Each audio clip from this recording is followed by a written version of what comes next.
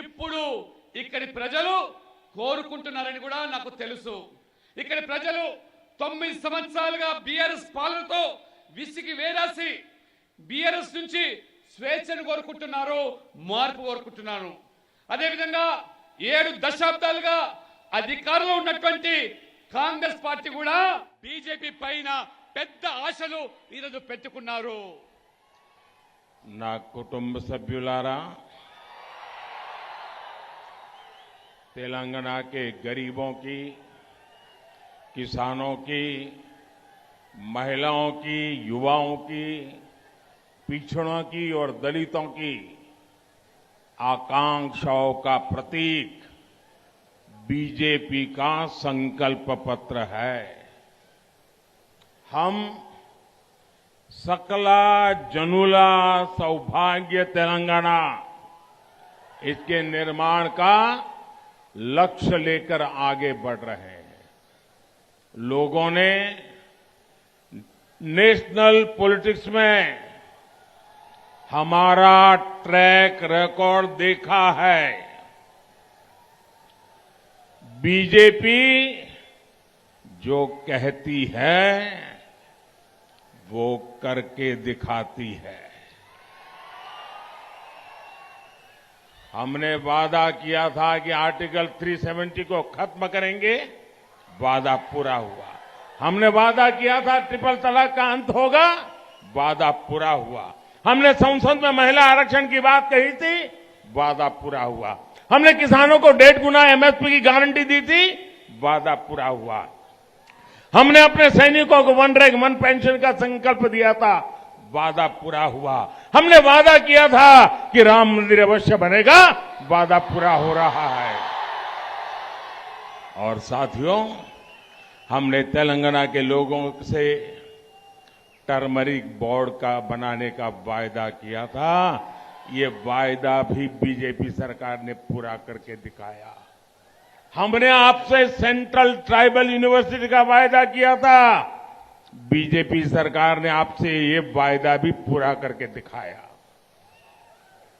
మిత్రులారా, తెలంగాణలోని పేదలు, రైతులు, మహిళలు, యువత, వెనుకబడ్డ వర్గాలు, దళితుల యొక్క ఆకాంక్షలకు ప్రతిబింబించేది మా మేనిఫెస్టో. సకల జనుల సౌభాగ్య తెలంగాణ నిర్మాణమే లక్ష్యంగా మేము ముందుకు సాగుతా ఉన్నాం. జాతీయ రాజకీయాల్లో మా ట్రాక్ రికార్డు ప్రజలు మీరందరూ చూశారు.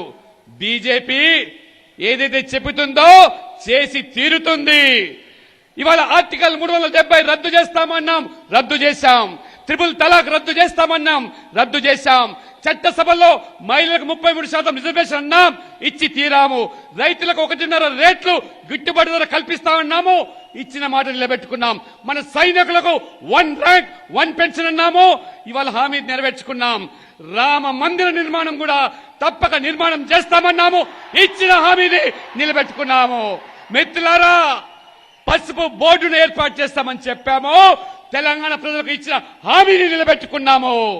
బీజేపీ ప్రభుత్వం ఈ హామీలను నెరవేర్చడమే కాకుండా ఇవాళ ఆదివాసీల కోసము సెంట్రల్ యూనివర్సిటీ అన్నాము, హామీ ఇచ్చాము, నిలబెట్టుకున్నాము.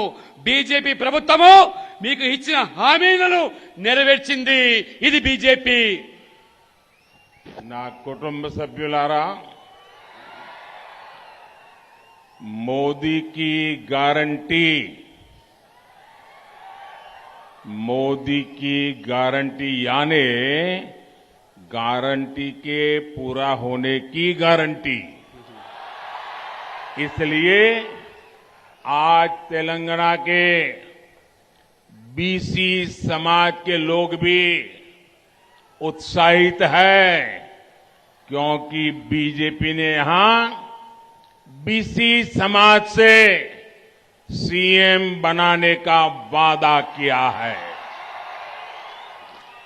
ये बीजेपी ही है जिसने देश को रिकॉर्ड संख्या में बीसी समाज से आने वाले केंद्रीय मंत्री दिए हैं। और ये बीजेपी ही है जिसने देश को एक ओबीसी पीएम भी दिया है। మిత్రులారా, మోదీ గ్యారెంటీ అంటే గ్యారెంటీ పూర్తి చేయడమే అది గ్యారెంటీ. అందుకనే ఇవాళ నరేంద్ర మోదీ గారు ఇచ్చిన మాట అది గ్యారెంటీ. ఇవాళ తెలంగాణ బీసీ సమాజానికి ఇవాళ ప్రజలు కూడా పెద్ద ఎత్తున ఇవాళ మద్దతు పలుకుతా ఉన్నారు. ఇవాళ ఇక్కడ బీసీ సామాజిక వర్గానికి సంబంధించిన వ్యక్తిని బీజేపీ బీసీ సీఎం చేస్తామని మాట ఇచ్చింది. అందుకనే బీసీ సామాజిక వర్గం నుంచి కూడా రికార్డు స్థాయిలో కేంద్రంలో మంత్రులను చేసినటువంటి ప్రభుత్వము అది బీజేపీ మాత్రమే. ఈ దేశానికి ఒక బీసీని ప్రధానమంత్రి చేసింది కూడా అది భారతీయ జనతా పార్టీ మాత్రమే అని చెప్పి కూడా నేను తెలియజేస్తా ఉన్నాను. ఇవాళ నా కుటుంబ సభ్యులారా, कांग्रेस और बीआरएस ने ना बीसी समाज के लिए काम किया और ना ही दलितों के लिए कोई काम किया। आज जो बीआरएस है, पहले वो टीआरएस थी। इन लोगों ने वादा किया था कि तेलंगाना का पहला सीएम दलित होगा, लेकिन जब दलित वोट मिल गए तो केसीआर ने सीएम की इस कुर्सी पर खुद कब्जा जमा लिया। लेकिन इससे ठीक विपरीत बीजेपी हमेशा सामाजिक न्याय और सामाजिक सशक्तिकरण के लिए काम करती आई है। మిత్రులారా, ఈ కాంగ్రెస్ పార్టీ బీఆర్ఎస్ పార్టీలు బీసీలను కానీ దళితులను కానీ ఏమీ కూడా చేయలేదనే విషయం మీ అందరికీ తెలుసు. ఈరోజు బీఆర్ఎస్ గతంలో టీఆర్ఎస్ తెలంగాణ తొలి ముఖ్యమంత్రిని దళితుని చేస్తానటువంటి హామీ ఇచ్చారు. కానీ దళితుల ఓట్లు రాగానే కేసీఆర్ స్వయంగా సీఎం కుర్చీని కైవసం చేసుకొని దళితులను మోసం చేశాడు. కానీ అందుకు భిన్నంగా సామాజిక న్యాయం, సామాజిక సాధికారత కోసమే ఇవాళ భారతీయ జనతా పార్టీ కృషి చేస్తా ఉన్నది. నా కుటుంబ సభ్యులారా, तेलंगाना की इस विकास यात्रा में मादिगा समुदाय के साथ जो अन्याय हुआ है उसे बीजेपी भली भांति समझती है। इस अन्याय का अंत करने के लिए भारत सरकार प्रतिबद्ध है।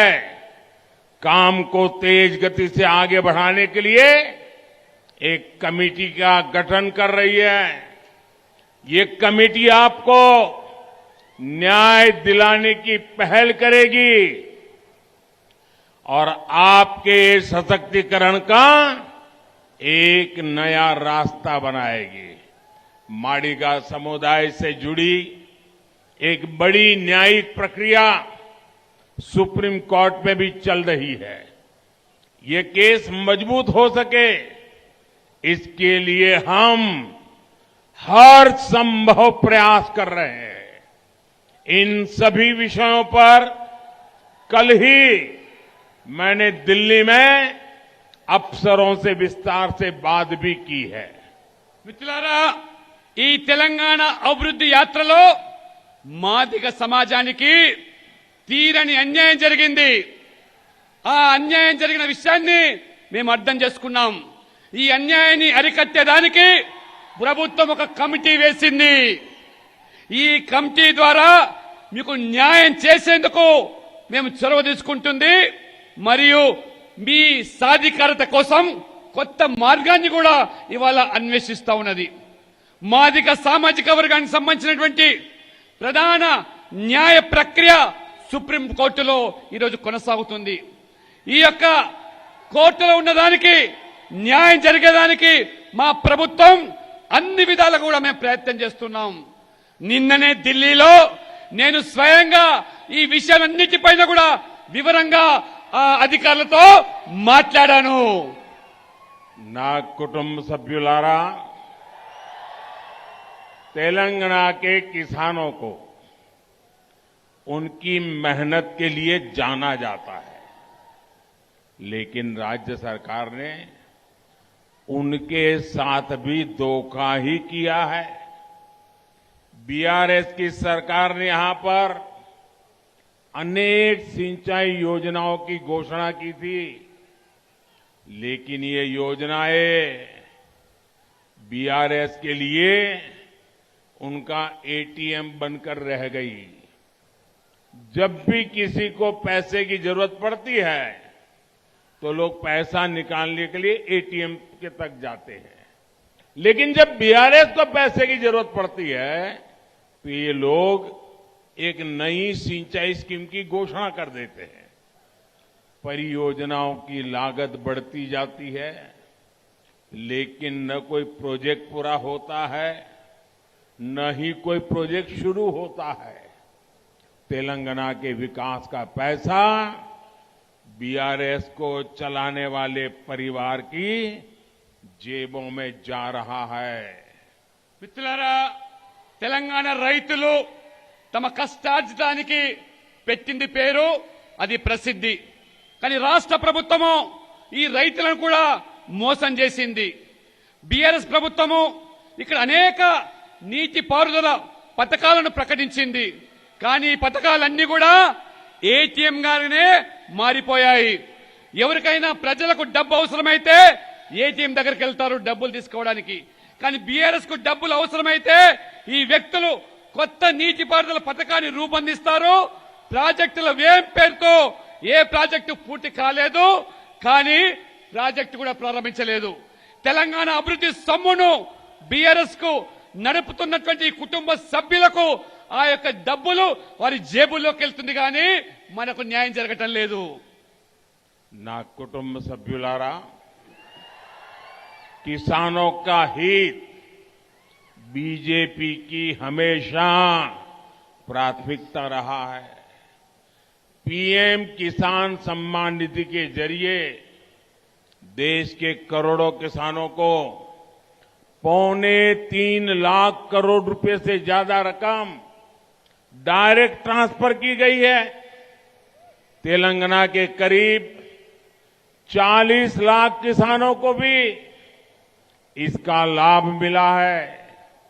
इसमें करीब 1.5 लाख किसान कामा रेड्डी के भी हैं, जिन्हें इस योजना से करीब 400 करोड़ रुपए मिले हैं। यूरिया की जो बोरी दूसरे देशों में 2,500 से 3,000 रुपए की पड़ती है, वही बोरी भाजपा सरकार तेलंगाना के किसानों को 300 रुपए से भी कम में उपलब्ध करा रही है।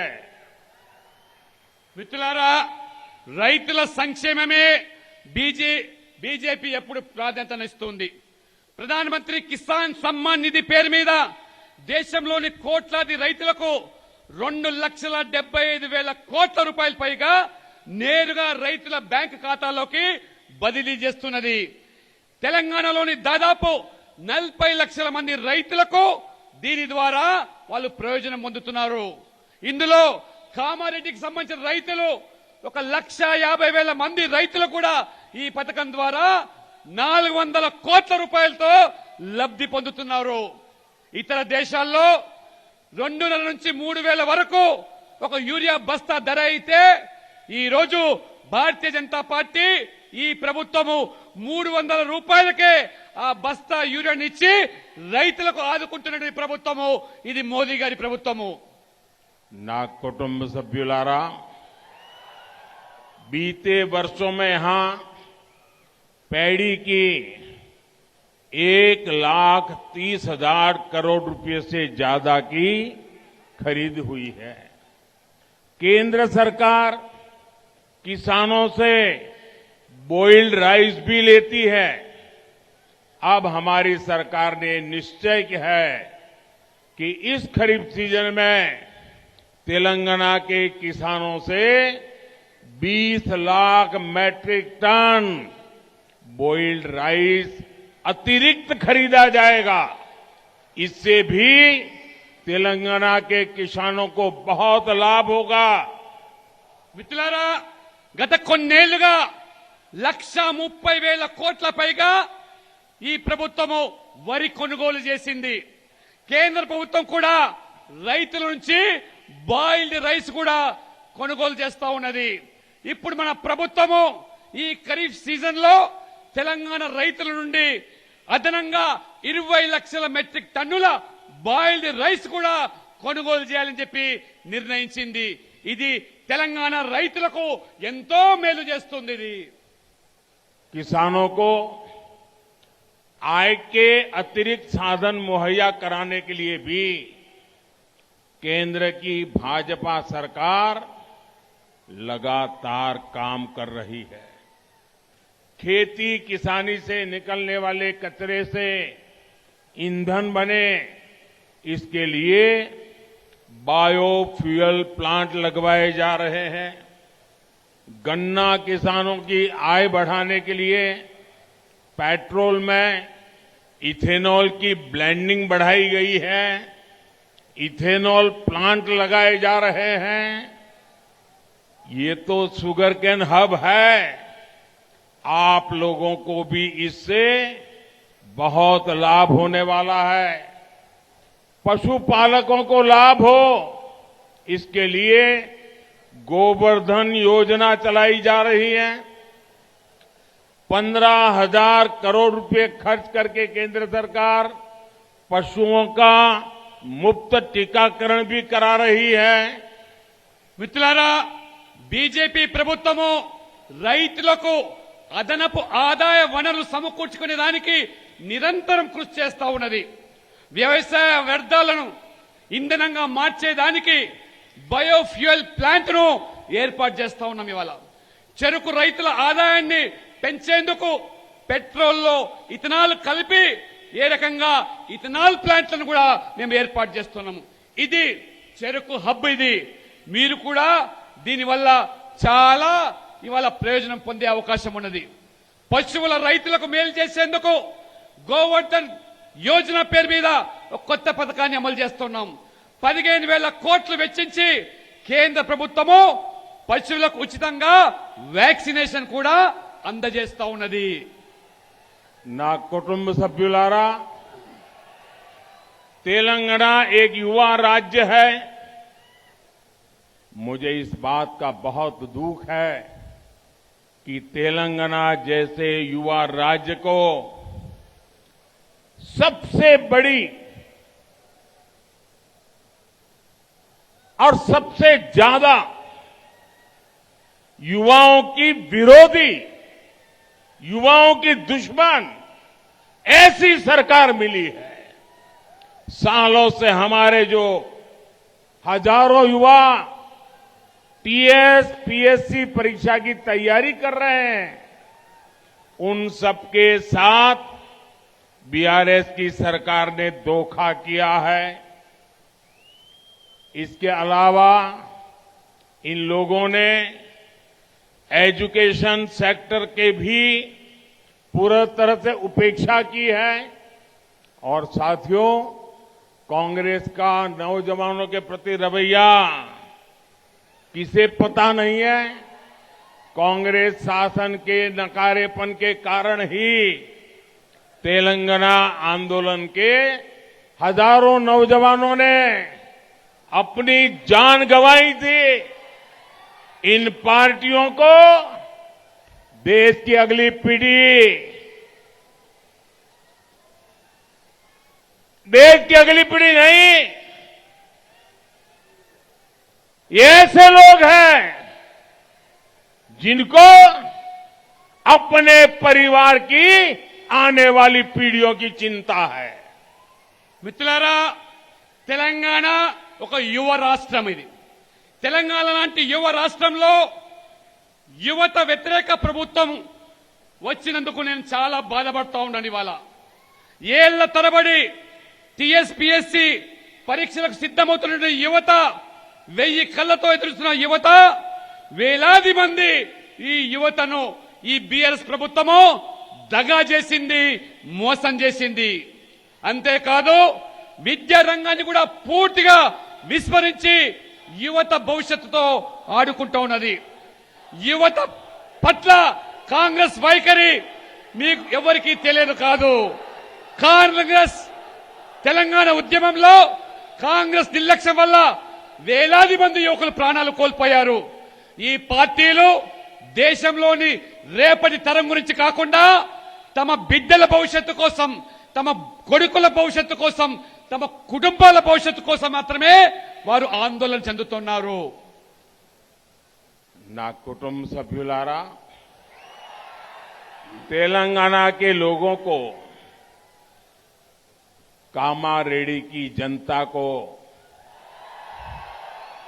इन दोनों दलों को रिजेक्ट करना ही चाहिए। बीआरएस के सीएम और तेलंगाना के अध्यक्ष कांग्रेस के दोनों ही कामारेड्डी से चुनाव लड़ रहे हैं। साथ ही ये लोग दूसरे क्षेत्रों से भी चुनाव लड़ने के लिए उतरे हैं। ये दिखाता है कि ये लोग कितने हताश हैं, कितने डरे हुए हैं। कामारेड्डी के लोगों के पास ये मौका है कि वो कांग्रेस और बीआरएस को ये सिखा दें कि उनकी परिवारवाद, भ्रष्टाचार और तुष्टीकरण की राजनीति अब चलने वाली नहीं है। మిత్రులారా, ఈ రెండు పార్టీలను తెలంగాణ ప్రజలు, కామారెడ్డి ప్రజలు పూర్తిగా స్వస్తి పలికారి. ఈ ఎన్నికల్లో వాళ్లను తిప్పికొట్టాలి. బీఆర్ఎస్ సీఎం, తెలంగాణ కాంగ్రెస్ అధ్యక్షుడు ఇద్దరు కూడా ఈ కామారెడ్డి నుంచి పోటీ చేస్తా ఉన్నారు. అంతేకాదు ఈ వ్యక్తులు ఇతర ప్రాంతాల నుంచి కూడా ఎన్నికల్లో పోటీ చేస్తున్నారు. ఈ వ్యక్తులు ఎంత నిరాశ నిస్పృహలో ఉన్నారంటే వారు దీనిని బట్టి అర్థమవుతున్నది అక్కడ ఓడిపోతామని. అందుకనే కాంగ్రెస్ బీఆర్ఎస్ ల ఈ బంధు ప్రీతి, అవినీతి, బుజ్జగింపు రాజకీయాలు పనికి రావని కామారెడ్డి ప్రజలు వారికి బుద్ధి చెప్పాలి, తిప్పి కొట్టాల్సిన అవసరం ఉన్నది. ना कुटुंब सभ्युलारा, बीआरएस और कांग्रेस में एक और बात कॉमन है। ये दोनों दल आप लोगों को धोखा देने के लिए हर तरह के हथकंडे अपनाते हैं। कभी अचानक से टीआरएस को बीआरएस बना दिया जाता है। इसी साल यूपीए को भी इंडी अलायंस बना दिया गया है। देश के लोग ये सारे हथकंडे अच्छी तरह समझते हैं। नाम बदलने से इनके भ्रष्टाचार, कुशासन और वोट बैंक पॉलिटिक्स का इतिहास कभी नहीं बदल सकता। सच ये है कि देश के कई राज्यों में लोगों ने दशकों से कांग्रेस को सत्ता से बेदखल कर रखा है और मुझे विश्वास है 3 दिसंबर को यहां जनता केसीआर को भी सत्ता से हटा करके रहेगी। మిత్రులారా, బీఆర్ఎస్ కాంగ్రెస్ ఈ ఇద్దరి మధ్యలో ఒక కామన్ ఒడంబడిక ఉన్నది. అది ప్రజలను మోసం చేసేందుకు ఈ రెండు పార్టీలు రకరకాలైనటువంటి కుట్రలు, కుయుక్తులు పన్నుతూ ఉంటారు. టీఆర్ఎస్ హఠాత్తుగా పేరు మార్చేసి బీఆర్ఎస్ గా మారిపోయింది. ఇప్పుడు వారు ఇండి అలయన్స్ అనే ఒక విపక్ష కూటమిని ఏర్పాటు చేసుకున్నారు. ఈ వ్యూహాలన్నీ కూడా దేశ ప్రజలు బాగా అర్థం చేసుకున్నారు. యూపీఏ నుంచి ఇండి అలయన్స్ గా కూటమి మారినంత మాత్రాన వాళ్ళ గుణం మారదు, వారి బుద్ధి మారదు, వారి అవినీతి మారదు, వారి యొక్క దుష్పరిపాలన మారదు, ఓటు బ్యాంకు రాజకీయాలు మారవు. అందుకనే చరిత్ర వారి చరిత్ర ఎప్పటికీ మార్చలేము. దేశంలో అనేక రాష్ట్రాల్లో కాంగ్రెస్ ను దశాబ్దాలుగా ఉన్న కాంగ్రెస్ ను ప్రజలు అధికారం నుంచి గద్దె దించారు, తిప్పికొట్టారు. ఇది వాస్తవం. రేపు డిసెంబర్ 3వ తేదీన ప్రజలు కేసీఆర్ ను కూడా ఈ రాష్ట్రం నుంచి అధికారం నుంచి తొలగిస్తారని, గద్దె దించుతారని చెప్పి నేను పూర్తిగా విశ్వాసం వ్యక్తం చేస్తా ఉన్నాను. నా కుటుంబ సభ్యులారా, बीजेपी इकलौती ऐसी पार्टी है जो गरीबों के लिए काम करती है. जनधन अकाउंट हो, बिना गारंटी मुद्रा लोन हो, कोरोना के दरमियान सभी देशवासियों को मुफ्त वैक्सीन हो, ये सारी व्यवस्थाएं बीजेपी ने की है. बीजेपी ये भी सुनिश्चित कर रही है कि देश का कोई भी गरीब भूखा ना सोए. अब मैंने ये निश्चय किया है कि अगले 5 साल के लिए गरीबों को जो मुफ्त राशन देते हैं, इस योजना को 5 साल के लिए आगे बढ़ा दिया जाएगा. इसका लाभ यहां तेलंगाना के भी मेरे लाखों गरीब परिवार के भाई बहनों को मिलेगा. మిత్రులారా, పేదల కోసం పనిచేసేటువంటి ఏకైక పార్టీ అది బీజేపీ మాత్రమే. జన్ధన్ ఖాతా అయినా, గ్యారంటీ లేని ముద్ర రుణమైనా, కరోనా సమయంలో ఉచిత వ్యాక్సిన్ అయినా అన్ని కూడా సమకూర్చింది భారతీయ జనతా పార్టీ మాత్రమే. దేశంలో ఏ పేదవాడు కూడా ఆకలితో అలమటించకూడదు, పస్తులు ఉండకూడదని చెప్పి మరి ప్రధానమంత్రి గరీబ్ కళ్యాణ్ అన్న యోజన పేరు మీద 5 కిలోల బియ్యం పథకాన్ని ప్రవేశపెట్టాను. ఈ పథకాన్ని మళ్లీ వచ్చే 5 సంవత్సరాల వరకు దాన్ని పొడిగించి పేదలు పస్తులు ఉండకుండా తీసుకున్న నిర్ణయం అది బీజేపీ ప్రభుత్వం. దీనివల్ల తెలంగాణలోని అనేక లక్షలాది మంది పేద ప్రజల సోదరిమణులందరూ కూడా ఇది ప్రయోజనం చేకూరుస్తుంది. నా కుటుంబ సభ్యులారా, आज आप सभी लोगों के आशीर्वाद से भाजपा के पास 300 से अधिक सांसद है. देश में एक वो भी समय था जब हमारे सिर्फ 2 सांसद थे. हमारा मजाक उड़ाया जाता था. उस समय हमारे 2 सांसदों में से एक इसी क्षेत्र से थे. हम इस बात को कभी भी भूल नहीं सकते हैं. हमें कैसे भूल सकते हैं कि जब हम सबसे कमजोर थे तब भी तेलंगाना और तेलुगु लोगों ने हमारा साथ दिया था. मैं आपको विश्वास दिलाता हूं, हम हमेशा तेलंगाना के लोगों के साथ रहेंगे और आपके विकास के लिए काम करते रहेंगे. भले ही बीआरएस और कांग्रेस के लोग अपने बच्चों के बारे में सोचे, लेकिन हम आपके बच्चों के साथ खड़े रहेंगे. और इसलिए मुझे ये पूरा भरोसा है कि कामारेड्डी और तेलंगाना के लोग इस बार बीजेपी के लिए वोट करने वाले हैं, बीजेपी की सरकार बनाने वाले हैं, बीसी मुख्यमंत्री बनने वाला है. एक बार फिर इतनी बड़ी तादाद में आकर आपने आशीर्वाद दिए, मैं आपका बहुत बहुत धन्यवाद करता हूं. మిత్రులారా, మీ అందరి ఆశీస్సులతో బీజేపీకి ఈరోజు 300 ఎంపీలు ఉన్నారు. దేశంలో ఒకప్పుడు 2 ఎంపీలే ఉంటే మమ్మల్ని ఎగతాళి చేశారు. 2 ఉన్నారని చెప్పి. మా 2 ఎంపీల్లో ఒకరు తెలంగాణకు సంబంధించిన వ్యక్తి.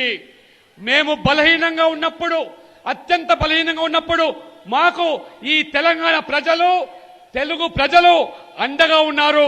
మేము ఎప్పుడూ మిమ్మల్ని మర్చిపోము. మీరు మమ్మల్ని ఆదరించినటువంటి విషయాన్ని కూడా గుర్తుపెట్టుకుంటాము. నేను మీకు పూర్తి హామీ ఇస్తున్నాను, మేము ఎప్పుడు కూడా తెలంగాణ ప్రజలతో ఉంటాము మరియు మీ అభివృద్ధి కోసం నిరంతరం మేము కృషి చేస్తాము. బీఆర్ఎస్ కాంగ్రెస్ వాళ్ళు తమ బిడ్డల భవిష్యత్తు కోసం ఆలోచన చేస్తూ ఉంటారు.